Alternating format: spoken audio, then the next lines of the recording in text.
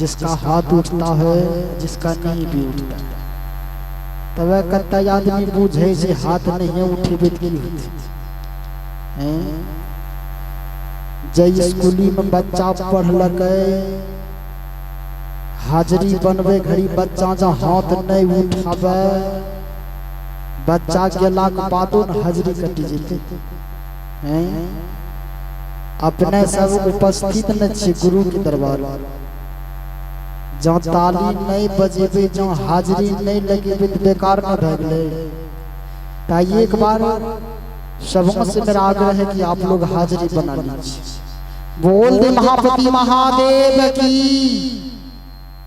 तब भैया सब नहीं छे धीरे धीरे हटी गेलो छे कहीं खा पिए गेलो छे एक जगह हाथ उठावे के लिए एकटा भैया मुट्ठी पानी खाट मुट्ठी पानी बगल वाला के हो हाय मुक्का जे बने जो कहीं मारे के जुगाड़ छे कल के नहीं बुझलो मुट्ठी बांधे के मतलब होले के हाथों में खैनी छे हो हाथों में खैनी छे ते मुट्ठी बांधी हाथ छे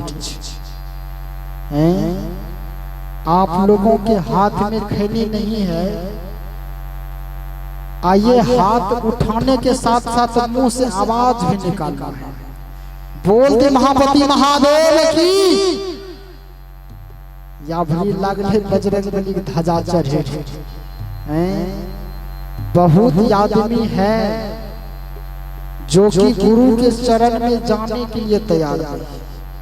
कत्ता आदमी अखिल भारतीय सत्संग में जाए न बैठे छे बाबा के प्रवचन थोड़ो सुने छे उन्नस ले दीदी ले उन्नस माँ ले उन्नस बहन ले की बतिया दीदी धान जेली के लिए इन बाबा के प्रवचन चले इन धान है के कथा निकलते वह आदमी जब तो पूछी दिल के माई जी 300 धोस तो सत्संग गेलो रोटी की सुनी गेलो जो बता भोग तब अब सास में पुत हो की बते घंटा बती यहाँ कहते कि बहन जी धान जली गए यहाँ कहते वत आदमी जे खर्चा करी के बाबा को बोलावे छी धर्म कथा सुनावे के लिए बोलवे छी। एक चोर आदमी भी ऐसा होता है जो कि भगवान की पूजा करता है कि हे भगवान दूसरा घरों में चोरी करबे ये कोदा पकड़बे ना तोरा 1 किलो लड्डू चढ़े। चोरवा आदमी भी भगवान का पूजा करता है। हम लोग तो चोर नहीं। एक चोरवा भगवान के पूजा करी लड़के के लिए चोरी करे रात के जय गाँव में चोरी करे गेले जकरा कन जाए ने वकरा कन देखे कोनो फैशन हो जय गाँव में गेले वे घरों में जकरा घरों में चोरी करती केकरो घरों में जन्मदिन मनाबे तो इतना आदमी सब जागले वाइट नास चलोगले दोसरो यंगनो चोरी करेले वकरो कन आदमी के सारात हो गेलो रे वकरो कन आदमी जागले रात भर घूमते रह गए पूरा गांव नहीं है कने चोरी जुगाड़ ध्यान के गेले भोलेनाथ के मंदिर कल के लागे छे भगवान से कोनो गलती करने होवे तबन हमरा चोरी नहीं करे दल के रात भर भोलेनाथ के मंदिर गेले बैठी रहले शिवलिंग लगा भगवान का पूछे तब कहना चोरी कर दे हम चोरी चोरी करो करे बोलो भगवान का धप कल के या चोरी नहीं कर ली हम तो बुझी ले कि काल मंदिर भंग जे नहीं चोरवा शिवलिंग का प्रणाम करी के वापस निकले रे नजर चलो वहां घंटी बहुत कीमती घंटी लगल घंटी कट्टा दूरों में जे रहे ने चोरवा कल के हाय मूर्ति में कोनो दम नहीं छे हाय घंटिए चोरा लेबे तब या हमरो घर चलते बढ़िया चोरवानो घंटी चोरावे के जुगाड़ लगल के कहीं जुगाड़ने लागले कुर्सियों लगा के जुमती है के ना। अंतिम में कर लगे कि कोई जुगाड़ नहीं लागले तो भोलेनाथ के कान्हा पर चढ़ी गए वही मंदिरों। भोलेनाथ के कान्हा पर चढ़ी तब हो घंटी खोली घंटी। जने भोलेनाथ के कान्हा पर चढ़ी के घंटी खोले रहे साक्षात महादेव आगू में खड़ा हो। जिन्हें आगू में खड़ा हो गए चोरबा कहे तुम वरदान मांगो, क्या वरदान मांगती हो? चोरबा कल के तुम मजाक कर लो जो मजाक केच को बोलबो न। भोलेनाथ कल के जिस पर तुम चढ़े हो वही मैं साक्षात रूप हूँ, वही मैं औघड़दानी भोलेनाथ। तुम वरदान मांगो, क्या मांगना चाहते? चोरबा को डरो लगे मांगे में कहीं दूसरे आदमी तो नहीं चलो ये भोला बाबा बने के। वह भोला बाबा कहे तुम जल्दी वरदान मांगो, नहीं तो इस मंदिर का जो पंडित जी है अगर वो चला आया तो सब चीज मांग लेगा। चोरबा कहे कि मांगिए कि नहीं मांगिए, ये नहीं करता करता पंडित जी हुनस चल जाइए। पंडित जी जे नहीं अइले अब भोलेनाथ जैती है के पंडित जी बाबा रू कौन हो, हमरो कनटा मुलाकात करो न। पूजा करते करते बूढ़ा होइए गेले के जे बाबा है आदमी तोरा कन्हा पर लात धरी दिल के तोरा साक्षात दर्शन दे दिलो। अब बचपन है से तोरा मंदिर में पूजा करते करते बूढ़ो हो गेले जाता कहियो दर्शन देले जो है। चोरबा के जो वरदान मांगिए। भोलेनाथ बोले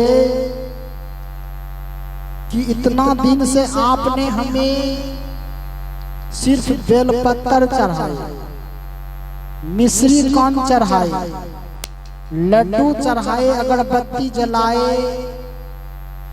आप का कर्म था वो करना, लेकिन मैं जो इस चोरबा के बातों पर मैं साक्षात आया हूँ मेरा कारण है आने का।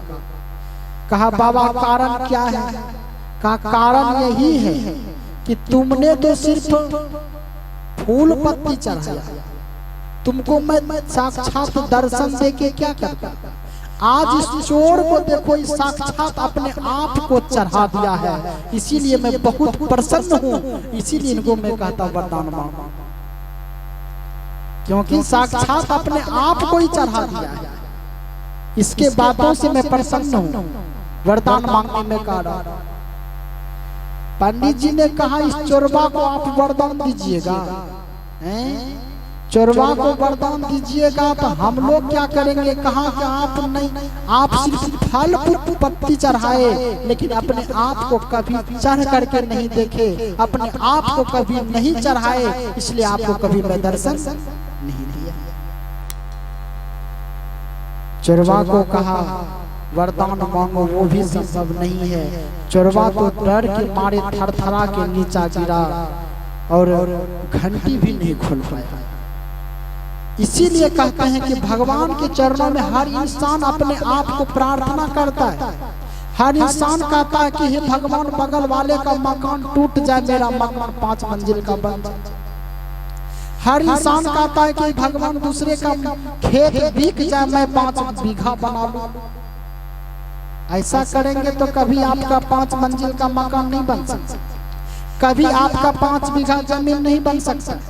आप दूसरों के लिए सोचिए कि हे भगवान ये मेरा मंजिल है वो टूट जाए, दूसरे का फूस का घर है उसका बड़े बड़े मंजिल बन जाए। कभी ऐसा होगा? संभव नहीं है। ये कभी कह नहीं सकता है कि मेरा मंजिल खत्म हो जाए, दूसरों की मंजिल बन जाए। जब दूसरों के लिए आप सोचने लगेंगे तो आपका साक्षात मंजिल बन जाएगा। ऐसा संभव नहीं है। आज सोमवारी है, बहुत भक्त लोग गए होंगे जल चढ़ाने के लिए, भोलेनाथ से अर्जी भी नहीं कर पाए होंगे क्या करना है। इतना कबड़िया का भीड़ है, कोई जल ओसरे पे चढ़ाता है तो कोई जल दूसरे पे चढ़ा के चला। शिवलिंग पे तो चढ़ता नहीं, ओसरे पे कि दूसरे पे, है कि नहीं? कभी महादेव दया बरसाएंगे? संभव नहीं। लौकिक बुद्धि, ये भौतिक बुद्धि की मैं बात करता हूँ, आध्यात्मिक बुद्धि में कुछ आना चाहिए। मैंने कुछ दिन पहले आपके गांव में अखिल भारतीय सत्संग हुआ था, बहुत सारे भक्त जन आए हुए थे। इसमें मुझे कुछ समय नहीं मिल पाया था, मैं भी कथा में खगड़िया ओर चले गए थे एक दिन, लेकिन मैं इस बगल से गुजरे तो बहुत भक्तजन पहुंचे हुए थे। बाबा की प्रसंग मैंने चलते चलते कुछ सुना और उन्हें भी हम अध्ययन किया चलते चलते, जहां तक मैंने उसकी आवाजों को सुना वहां तक मैंने अध्ययन किया। पर होता क्या है, अपने लिए सोचेंगे तो कभी दूसरों के लिए, अपने लिए सोचेंगे तो कभी भी आपको आगे बढ़ने के चांस नहीं। अब लीजिए, अभी हमारे भैया लोग कह रहे थे कि ताली बजाइए, है कि नहीं? ताली बजाइए क्यों कहा कि आप अगर भगवान की भक्ति करने के लिए भगवान के दरबार में आगे ताली बजाएंगे तो आपको लोग कहेगा कि नहीं, आप भगवान की भक्ति में ताली बजा जाए। यहाँ ये कल्ले कट्टा खेतों में बैठी ताली बजाइए, लोग पागल कहते हैं, कोकड़ा शुद्ध आदमी कहता है। अकेले आप अगर खेत में बैठ के ताली बजाएंगे तो कोई शुद्ध करने वाला नहीं। मैं आग्रह करना चाहूंगा तमाम साजिंदा मास्टर से कि आप अपने अपने जगह पे आकर बैठ जाएं। कुछ कहा है कि माँ लक्ष्मी की बात कहाँ होती है? माँ लक्ष्मी की बात कहाँ होती है, जरा सुनिए। हम लोग कहते हैं लक्ष्मी घोर दलितर बहा, दलितर केकरा कहलखिन? जे घरों में रोज खिंचवा खींच होते, जकरा सास पुतोह बनाव नहीं छै, जकरा पति पत्नी में बनाव नहीं छै, जकरा माय बाप में बनाव नहीं छै, माँ बेटा में बनाव नहीं छै, वही घरों में दलितर, या बुझो घरों में दलितर। लक्ष्मी कहाँ है? जरा इस प्रसंग के माध्यम सुनिए कि लक्ष्मी कहाँ। लक्ष्मी आप सुनेंगे कि आप समझेंगे लक्ष्मी कहाँ है। माँ लक्ष्मी एक सेठ जी के यहाँ चली गई और सेठ जी का बड़ा बड़ा घर बना दिया। माँ लक्ष्मी जी के घर में साक्षात वास हो, समझ जाइए उसका घर बहुत बड़ा बन सकता है। एक सेठ जी के घर में गई और उनके बड़े बड़े महल को बना दिया, बड़े बड़े महल को बना दिया, खेत की कमी नहीं, धन दौलत वाले बना दिया। लेकिन अहंकार हो गया उस सेठ जी को, मन में अहंकार हो गया। जिस इंसान के जीवन में ज्यादा धन दौलत रुपया पैसा हो जाए, उनके जीवन में कुछ अहंकार हो जाती है, वो दूसरों को देखने के लिए तैयार नहीं होता है। उसी प्रकार सेठ जी को कुछ अहंकार हो गया। जरा प्रसंग से ध्यान देंगे आप लोग, बहुत मार्मिक प्रसंग है चीज। सेठ जी को थोड़ा सा अहंकार हो गया। दूसरों को आप देखेंगे, जो आदमी बड़े बड़े आदमी के घर में ग्रिल लगा होता है ताकि भिखारी भी उस जगह जाए, ग्रिल लगा हुआ देख करके वापस आ जाए। तो वहां पर सेठ जी को थोड़ा अहंकार हो गया, धन दौलत लेकर। तो माँ लक्ष्मी बोली कि सेठ जी, आज मैं तुम्हारे घर से जा रही हूँ क्योंकि मैं लक्ष्मी हूँ। आज तुम्हारे पास हूँ तो कल मैं और किसी के पास रहूंगी।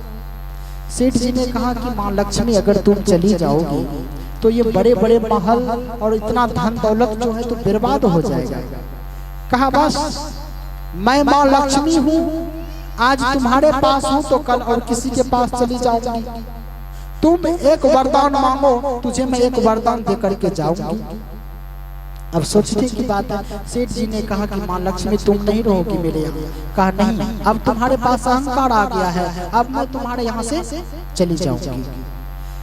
अब एक वरदान मांगने की बात का, वरदान में क्या? सेठ जी ने कहा कि माँ लक्ष्मी आप 1 घंटा हमारे दरवाजे पे रह सकते हैं। कहा क्यों नहीं, 1 घंटा के बाद मैं चली जाऊंगी, तुम वरदान मांग लो। अब वरदान में क्या हुआ कि सेठ जी चला गया अपने घर, वहां 4 पुतौह थे, 4 पुतौह। पहले बड़की पुतौह के पास सेठ जी गया, कहा कि पुतौह सुनो, आज हमारे घर से माँ लक्ष्मी जा रही है, ना जाने ये बड़े बड़े मंजिल जो है बड़े बड़े महल जो है कल के समय माँ लक्ष्मी को चले जाने के बाद कहीं बर्बाद हो जाए, नष्ट हो जाए।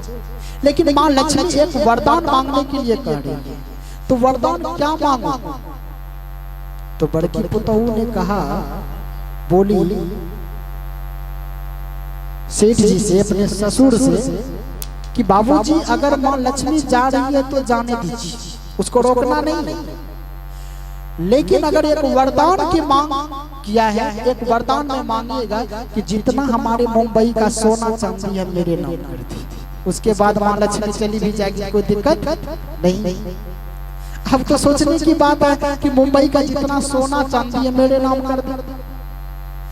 अब यही बात लेकर के सेठ जी माँ लक्ष्मी के पास जाने लगे, लेकिन याद आ गया कि अभी एक मंझली पुतहू से भी जरा कुछ राय ले लेते। वापस घूम करके गया मंझली बहू के पास और मंझली बहू से पूछे सेठ जी कि बहू जरा बताओ, आज हमारे पास धन दौलत की कमी नहीं है, आज माँ लक्ष्मी हमारे पास है, धन दौलत की कमी नहीं है, आज हमारे घर से माँ लक्ष्मी विदाई हो रही है, यहाँ से माँ लक्ष्मी चली जाएगी, बड़े बड़े मंजिल जो है वो खत्म हो जाएगी। अब ये वरदान मांगने के लिए माँ लक्ष्मी कहती है, तो बताओ बहू कि तुम बताओ कि माँ लक्ष्मी से क्या वरदान मांगना। तो मंझली पुतहू बोली कि बाबूजी हमसे भी बड़ी तो एक मेरी गोतनी है, जरा उनसे भी कुछ जानकारी लेना चाहिए। तो बाबूजी ने कहा, सेठ जी ने कहा कि मैं उनसे जानकारी ले चुका हूँ, उनका कहना है माँ लक्ष्मी चली जाए तो चली जाए, मुंबई का जितना सोना चांदी है मेरे नाम हो जाए। अब तुम मांगो कि तुम क्या कहना चाहती हो, क्योंकि तुम भी मेरी बहू हो, जरा तुम भी बताओ क्या कहना चाहती हो। मंझली बहू ने कहा, बाबूजी उतना सा धन दौलत से कुछ होने वाला नहीं है, अगर माँ लक्ष्मी जा रही है तो बोल दीजिए जाने के लिए, लेकिन पूरा भारत का जितना हीरा मोती जवाहर है मेरे नाम करके चली जाए। अब तो सोचने की बात